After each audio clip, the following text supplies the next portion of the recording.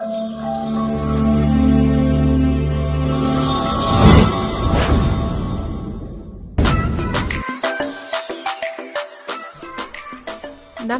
ವೀಕ್ಷಕರೇ, ನೀವು ನೋಡ್ತಿದ್ದೀರಾ ಇನ್ಫೋಋಷಿ. ನಾನು ತೇಜಸ್ವಿನಿ ಭಾಗ್ಯ.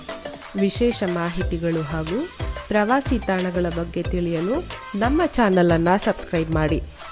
ಇಂದಿನ ವಿಶೇಷ ಮಾಹಿತಿಯನ್ನು ನೋಡೋಣ ಬನ್ನಿ.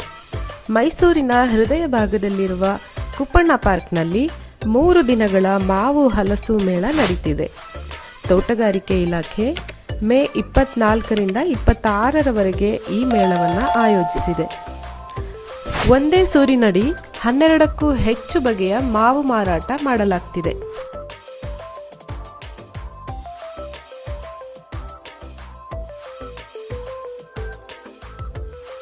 ಹೌದು ವೀಕ್ಷಕರೇ, ಒಂದೇ ಸೂರಿನಡಿಯಲ್ಲಿ ವಿವಿಧ ಬಗೆಯ ಮಾವಿನ ಹಣ್ಣಿನ ರುಚಿಯನ್ನ ಸವಿಯುವ ಸದಾವಕಾಶ ನಮ್ಮದಾಗಿದೆ.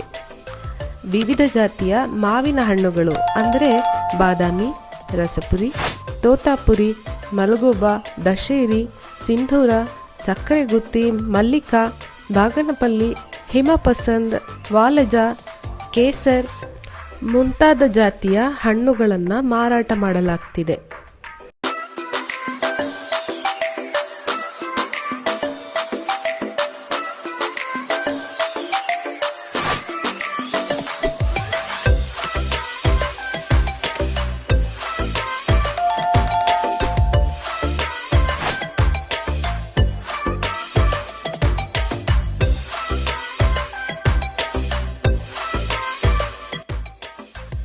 ನಲವತ್ತು ಮಳಿಗೆಗಳಲ್ಲಿ ನೈಸರ್ಗಿಕವಾಗಿ ಮಾಗಿದ ಹಣ್ಣುಗಳು ಲಭ್ಯವಿದೆ. ಇತ್ತೀಚಿನ ದಿನಗಳಲ್ಲಿ ಮಾವನ್ನ ಹಣ್ಣು ಮಾಡಲು ವಿವಿಧ ಕೆಮಿಕಲ್ಗಳನ್ನು ಬಳಸುತ್ತಾ ಇರುವುದು ಸರ್ವೇ ಸಾಮಾನ್ಯವಾಗಿದೆ. ಇದು ಆರೋಗ್ಯದ ಮೇಲೆ ದುಷ್ಪರಿಣಾಮ ಕೂಡ ಬೀರ್ತಾ ಇದೆ.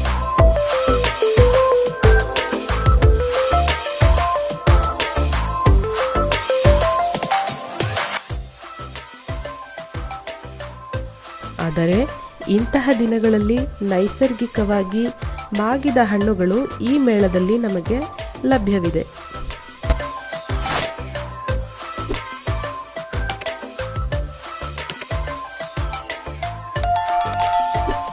ಈ ಮೇಳದಲ್ಲಿ ಮೈಸೂರು, ಮಂಡ್ಯ, ಚಾಮರಾಜನಗರ ಜಿಲ್ಲೆಯ ಮಾವು ಬೆಳೆಗಾರರು ಪಾಲ್ಗೊಂಡಿದ್ದಾರೆ. ಈ ಮೇಳದಲ್ಲಿ ವಿವಿಧ ಬಗೆಯ ಹಲಸಿನ ಹಣ್ಣುಗಳ ಮಾರಾಟವೂ ಸಹ ನಡೀತಿದೆ. ಮಾವು ಮತ್ತು ಹಲಸು ಪ್ರಿಯರು ಒಂದು ಬಾರಿ ವಿಸಿಟ್ ಮಾಡಿ. ಧನ್ಯವಾದಗಳು.